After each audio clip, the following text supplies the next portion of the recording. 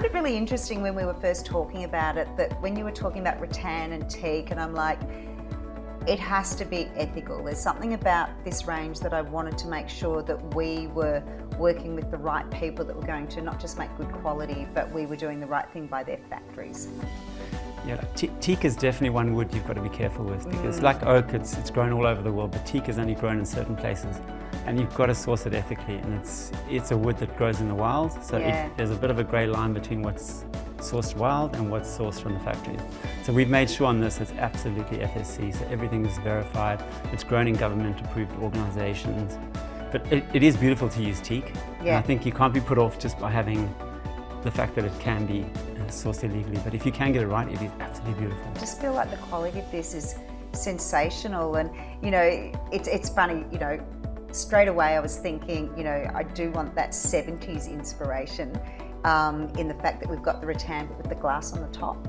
So I think there'll be a lot of people that see this range and go, oh, that takes me back to my childhood, but I think in a really good way, because it's a modern interpretation. You've kind of absolutely nailed it, because with OneWorld, and why we love designing with you, is we want pieces that are absolutely relevant now, but they also have to be relevant in 30 years' time. And I think by having the curves, like we've seen lots of round tables and side tables, but not having the rounded console to go with it. And I've seen lots of rounded consoles in a very, you know, in marble, and it's a standalone and it doesn't work with anything else. So by having this range that has all those curves, if you wanted that beautiful, soft, relaxed feel. And to me, I've worked around so many different sizes. That is the size that works in any type of lounge room. It works with small environments, apartments or big lounge rooms. Like you can actually put it to the side and just have it really sort of working with a group of side tables as well. That's nice. That's when I know I've got something, when I make you nervous. Oh, is it going to work? Isn't it going to work?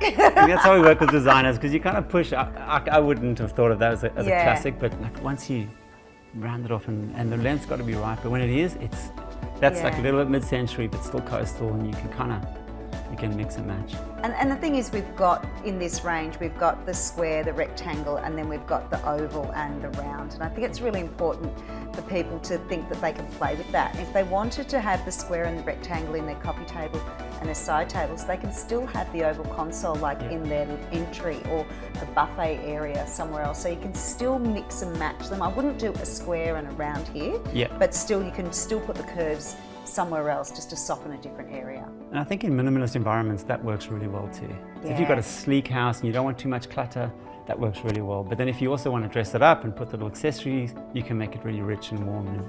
And the thing is also that, you know what I was saying, that 70s feel, but rattan and black is Art Deco too. So that's why I really push the envelope and I want black. So, you know, we do have the black coming out as well, which you've got the rattan and the black. A lot of people will say mid-century, but it also works with Art Deco and traditional. Absolutely, yeah.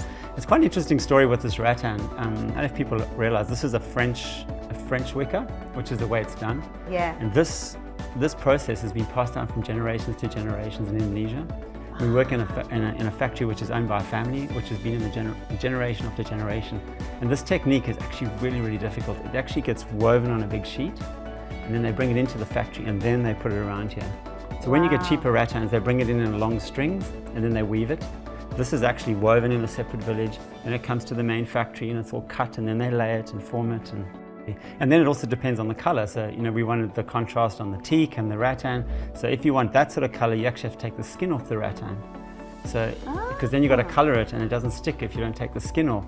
So there's lots of little subtleties into this that a lot of people don't realize when they're buying a piece like this. And that's what makes it more special, because it's something you're not going to see everywhere else. What I think is really nice, as you've mentioned, it's nice to have a company that can make the lounge chairs as well as the kitchen chairs and the counter chairs, because everything's open plan now. You need to match everything together.